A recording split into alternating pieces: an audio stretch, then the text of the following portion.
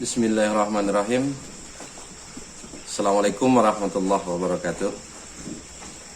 Para pemirsa, sanak saudara di rantau maupun di kampung.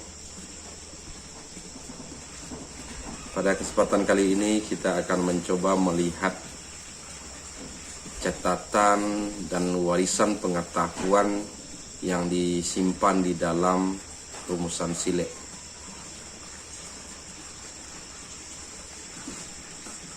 Silek adalah ilmu bela diri yang diwariskan leluhur Minangkabau. Namun silek bukan sebatas bela diri dalam pengertian sempit. Silek adalah himpunan pengetahuan yang dirumuskan, diwujudkan dalam gerak langkah sebagai bayangan kepribadian. Silek wujud dalam kata, namun menyimpan banyak pengetahuan. Bahkan tak cukup semalam untuk menjelaskan pengetahuan yang tersimpan. Walau hanya mengkaji sebatas landasan rumusan silek. Silek adalah kepribadian. Silek adalah jalan hidup. Silek adalah himpunan pengetahuan yang menjadi bekal menjalani kehidupan. Orang yang paham sudah pasti kenal. Hanya dengan mengenal nama, dia telah mengerti hakikatnya.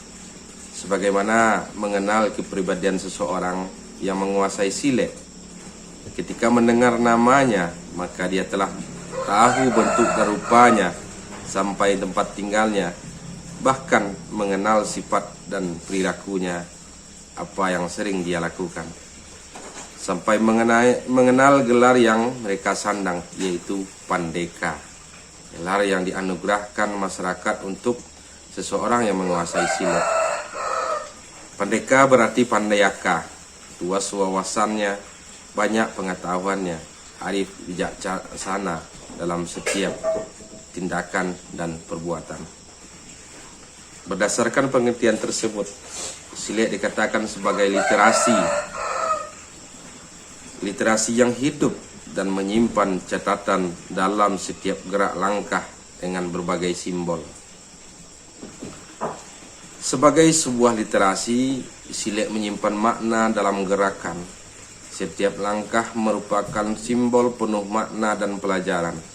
Sebagaimana langkah tigo sebagai konsep dasar yang menjadi kerangka silek. Langkah tigo bukan sekedar langkah badan, namun menyimpan makna tentang langkah dan keragaman dan kerangka kehidupan itu sendiri. Kemudian langkah ampek sebagai sebuah konsep kelengkapan silek. Ia bukan sekedar langkah ke kiri maupun ke kanan, atau langkah ke belakang maupun ke depan. Tetapi langkah ampek berbicara tentang kelengkapan dalam pengertian konsep yang dihasilkan dengan ragam kajian.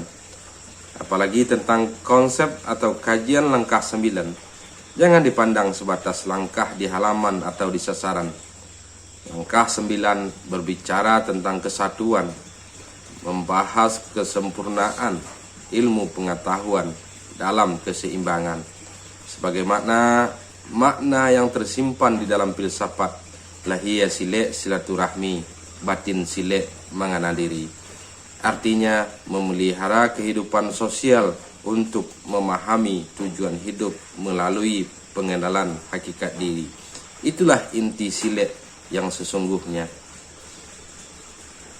Untuk memahami silek sebagai himpunan pengetahuan yang menggambarkan kepribadian Minangkabau, di mana silek mampu menata diri, mengembangkan potensi dan minat bakat yang dimiliki, berapa inspirasi, melatih keterampilan, melahirkan berbagai karya yang bermanfaat dalam kehidupan, maka perlu mengurai susunan silek, rumusan silek, sejak dari landasan sampai tujuan, termasuk menghubungkan penghubung yang menyatukan.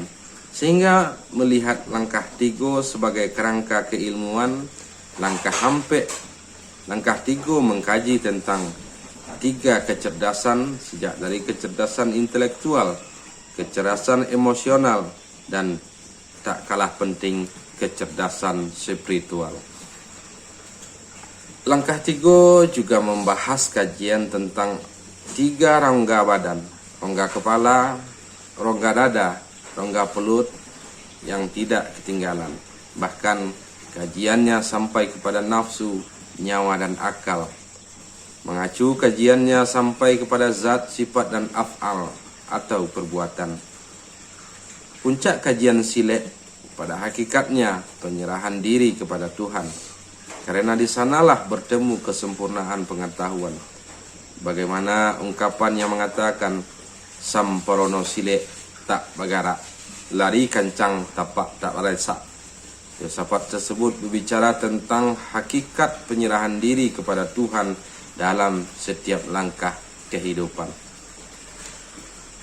Untuk lebih paham, kita akan membahas silek dalam istilah langkah di sasaran. Supaya memahami silek sebagai himpunan pengetahuan yang dirumuskan, diwujudkan dalam gerak langkah sebagai bayangan kepribadian.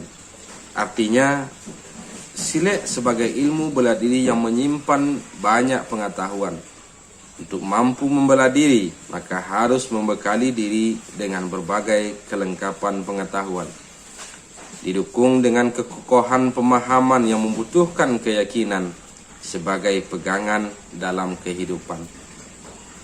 Silek wujud dalam karakter kepribadian yang tampak dari setiap perbuatan.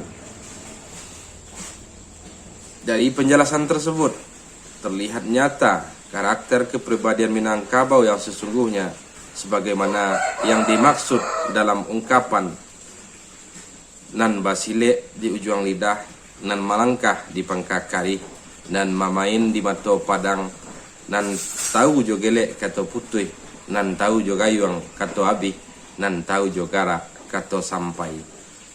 Ungkapan di atas menjelaskan makna silek sebagai ilmu bela diri sejati, memberi arti untuk melindungi diri dari segala macam ancaman dan persoalan kehidupan. Silek menyimpan makna tentang keterpelajaran. Sebagai seorang yang terpelajar, mampu menyelesaikan berbagai persoalan tanpa kekerasan. Hanya menggunakan lidah dengan kemampuan berbahasa, dia mampu melindungi diri dan menyelesaikan berbagai persoalan yang ia hadapi. Itulah yang dimaksud dengan ungkapan basile di ujung lidah. Artinya memiliki keterampilan berbahasa sehingga mampu melindungi diri dan menyelesaikan berbagai persoalan. Silek difungsikan sebagai senjata yang tajam untuk melindungi dari berbagai ancaman.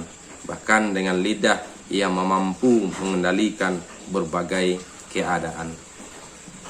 Kemudian ungkapan di atas mengatakan nan malangkah di pangkakari. Ungkapan tersebut menyimpan makna tentang seseorang yang menguasai silek. Dia memiliki pengetahuan dan kemampuan tentang hukum dan aturan. Dia di Minangkabau keris sebagai senjata yang menjadi simbol kewibawaan, menyimpan makna tentang aturan, hukum maupun undang-undang. Orang yang pandai bersilek adalah orang yang bijak memakaikan aturan, hukum dan undang-undang.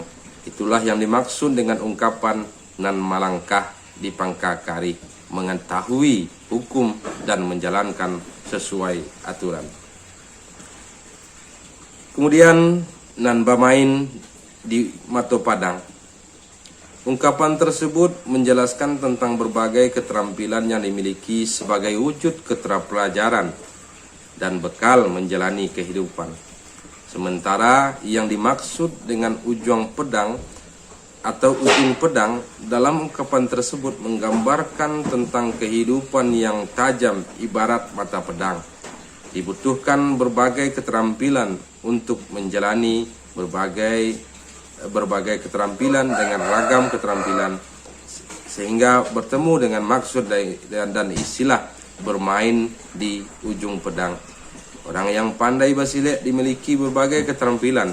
Dengan ragam keterampilan, ia tak canggung menghadapi beragam percaturan yang tak gamang menghadapi ancaman kehidupan. Kemudian nan tahu di gele atau putih. Ungkapan tersebut menjelaskan tentang kearifan, memahami berbagai keadaan, cepat membaca situasi, lihai menganalisa keadaan, dan mempersiapkan diri dengan segala kemungkinan. Kebiasaan komunikasi masyarakat klasik Minangkabau adalah komunikasi yang syarat dengan kiasan, permisalan, dan andaian. Seorang yang terpelajar memiliki kemampuan memahami maksud dan tujuan dari setiap perkataan. Perbincangan dengan model metafor dipahami dengan mudah maksud dan tujuannya. Inilah yang dimaksud dengan ungkapan nan tahu jogele kata putih. Artinya arif memahami keadaan. Selanjutnya nan tahu digayuang kata sampai. Ungkapan tersebut menjelaskan tentang kewaspadaan, membaca keadaan, melihat situasi, mendeteksi berbagai ancaman, dan mempersiapkan diri dengan segala macam persiapan, memiliki pandangan yang luas berbekal ilmu pengetahuan. Dimaksud dengan gayuang secara umum adalah serangan yang mengancam keselamatan. Dalam komunikasi seharian, kata gayuang diungkapkan untuk menjatuhkan dan melecehkan seseorang.